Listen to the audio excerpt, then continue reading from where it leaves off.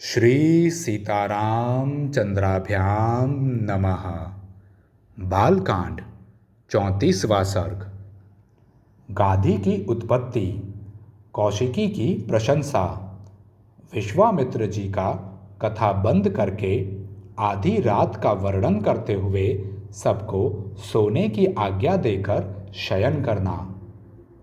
रघुनंदन विवाह करके जब राजा ब्रह्मदत्त चले गए तब पुत्रहीन महाराज कुशनाभ ने श्रेष्ठ पुत्र की प्राप्ति के लिए पुत्रेष्टि यज्ञ का अनुष्ठान किया। उस यज्ञ के होते समय परम उदार ब्रह्म कुमार महाराज कुश ने भूपाल कुशनाभ से कहा, बेटा, तुम्हें अपने समान ही परम धर्मात्मा पुत्र प्राप्त होगा। तुम गाधी नामक पुत्र प्राप्त करोगे और उसके द्वारा तुम्हें संसार में अक्षय कीर्ति उपलब्ध होगी। श्री राम पृथ्वीपति कुशनाभ से ऐसा कहकर राजर्षि कुश आकाश में प्रविष्ट हो सनातन ब्रह्मलोक को चले गए। कुछ काल के पश्चात बुद्धिमान राजा कुशनाभ के यहाँ परम धर्मात्मा गाधी नामक पुत्र का जन्म हुआ। ककुत्स्थ कुलभूषण रघुनंदन, वे परम धर्मात्मा राजा गाधी मेरे पिता थे। मैं कुश के कुल में उत्पन्न होने के कारण कौशिक कहलाता हूँ।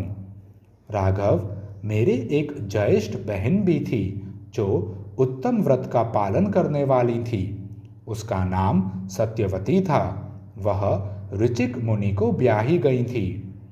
अपने पति का अनुसरण करने वाली सत्यवती शरीर सहित स्वर्गलोक को चली गई थी। वहीं परम उदार महानदी कौशिक के रूप में भी प्रकट होकर इस भूतल पर प्रवाहित होती हैं।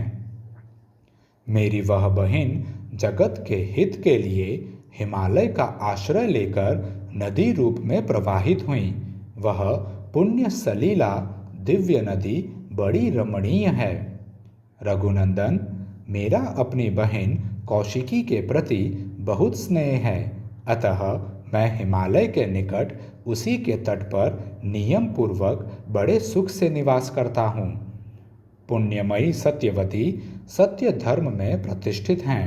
वह परम सौभाग्यशालिनी पतिव्रता देवी यहाँ सरिताओं में श्रेष्ठ कौशिकी के रूप में विद्यमान हैं।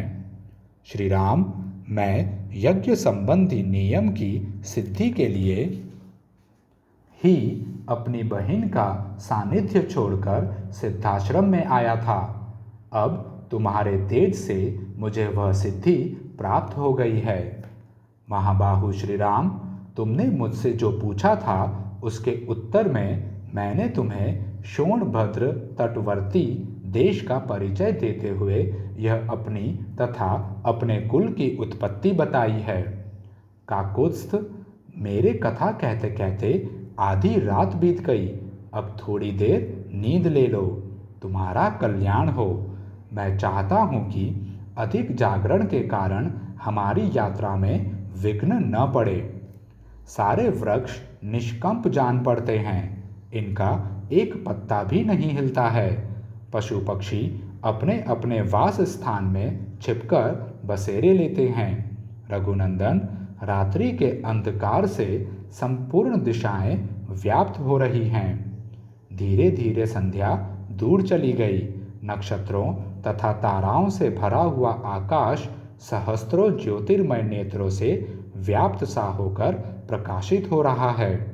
संपूर्ण लोक का अंधकार दूर करने वाले शीत रश्मि चंद्रमा अपनी प्रभा से जगत के प्राणियों के मन को आह्लाद प्रदान करते हुए उदित हो रहे हैं। रात में विचरने वाले समस्त प्राणी, यक्ष, राक्षसों के समुदाय तथा भयंकर पिशाच इधर उधर विचर रहे हैं। ऐसा कहकर महातेजस्वी महामुनि विश्वामित्र चुप हो गए। उस समय सभी मुनियों ने साधुवाद देकर विश्वामित्र जी की भूरी भूरी प्रशंसा की।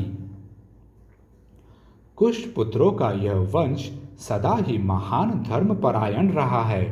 कुशवंशी महात्मा श्रेष्ठ मानव ब्रह्मा जी के समान तेजस्वी हुए हैं। महायशस्वी विश्वामित्र जी, अपने वंश में सबसे बड़े महात्मा आप ही हैं तथा सरिताओं में श्रेष्ठ कौशिकी भी आपके कुल की कीर्ति को प्रकाशित करने वाली हैं।